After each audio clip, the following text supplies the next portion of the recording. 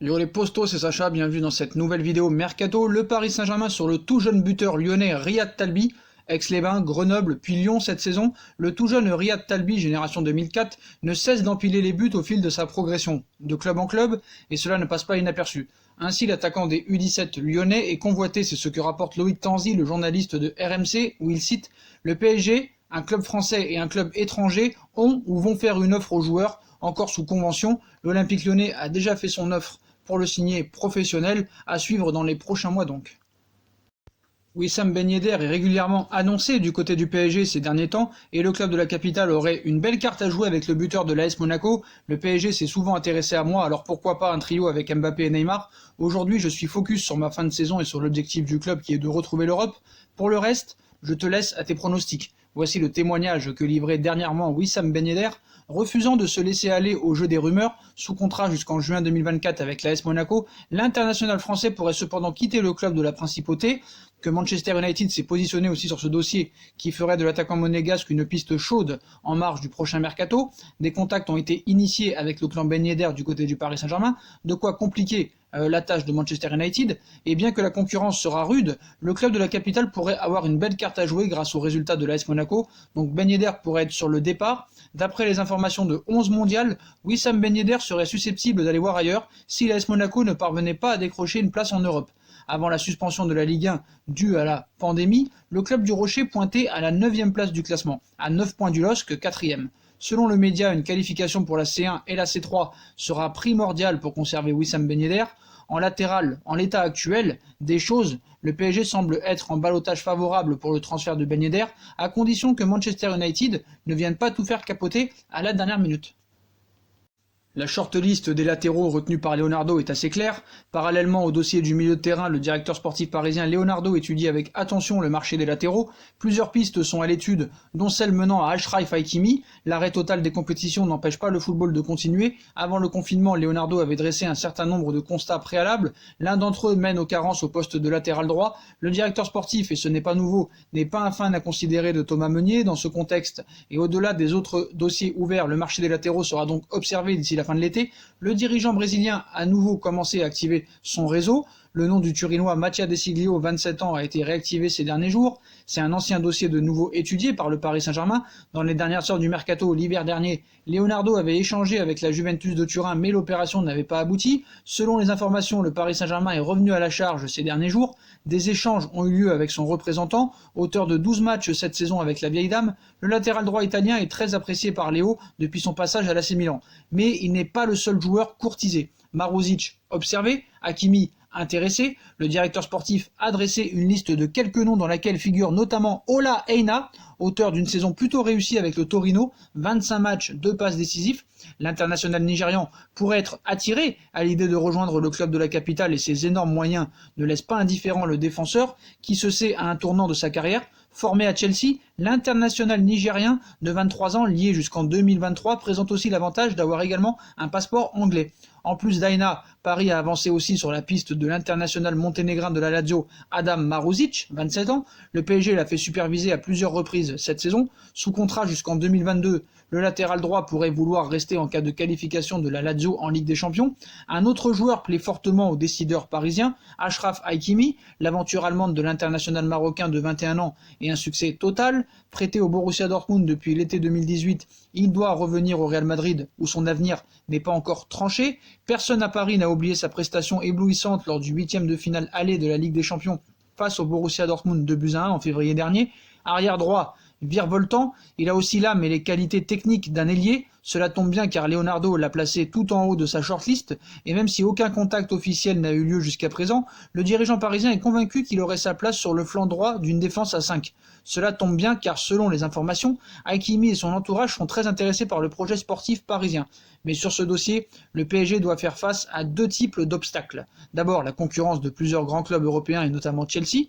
Ensuite, le fait qu'il soit apprécié par Zinedine Zidane pourrait compliquer la donne. Leonardo a du temps devant lui pour choisir sa cible privilégiée et passer à l'action.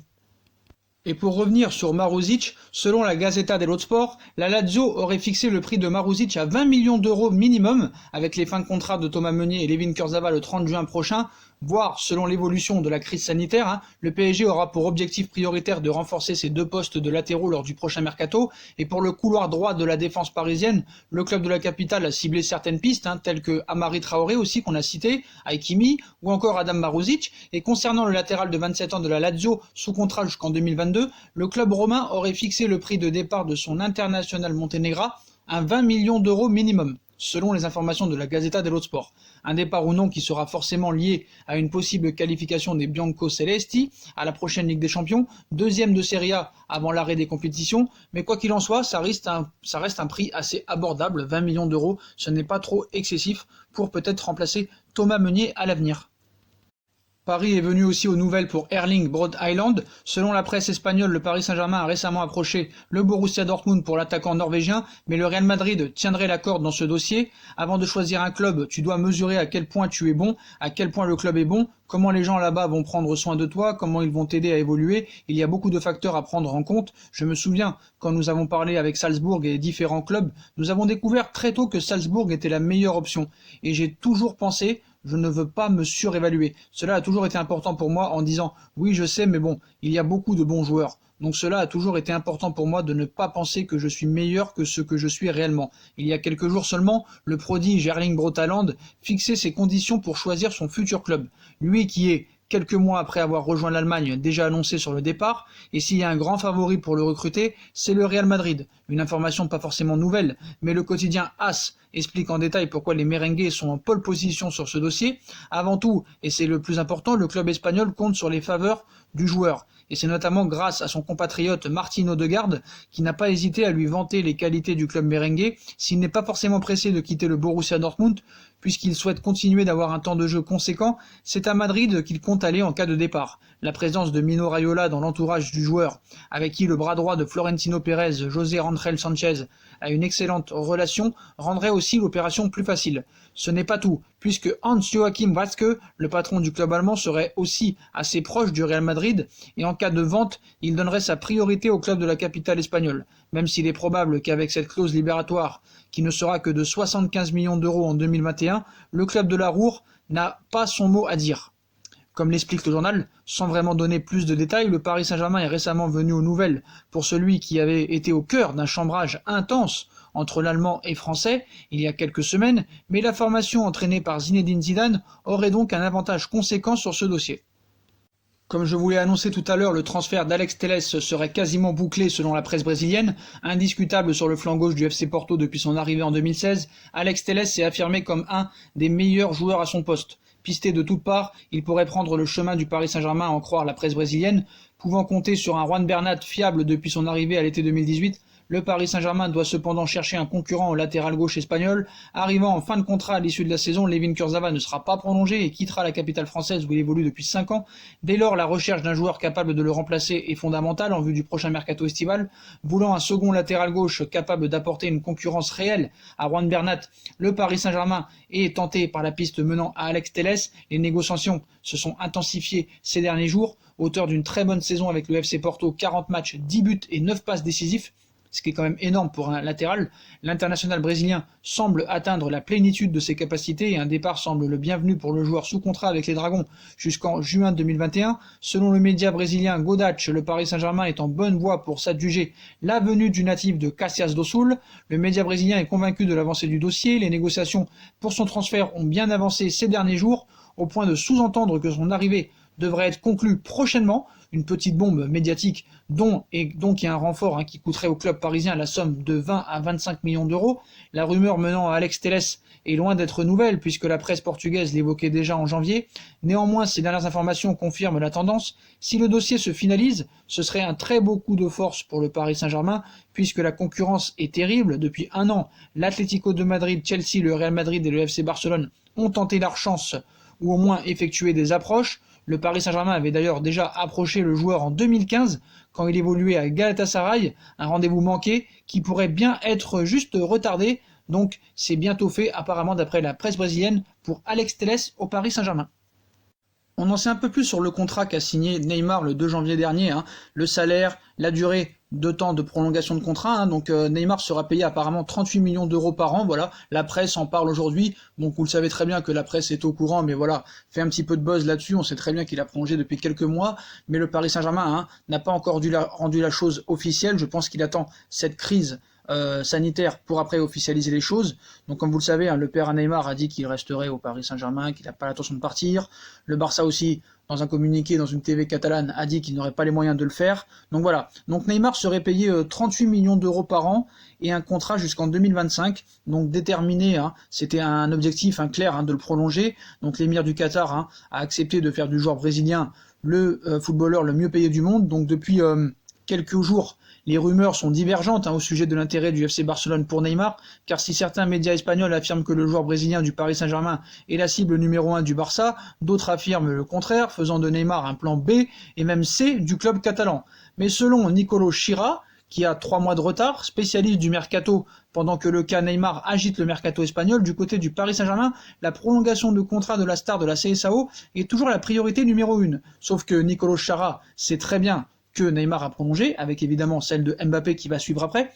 Et pour réussir, voilà, ils nous ont dit que voilà, ce qui aurait convaincu Neymar de signer au-delà de 2022, hein, c'est le salaire, hein. Donc voilà, Leonardo a proposé en janvier une offre, selon le maître, hein, dans ce dossier, le feu vert pour lui offrir au joueur brésilien un salaire de 38 millions d'euros.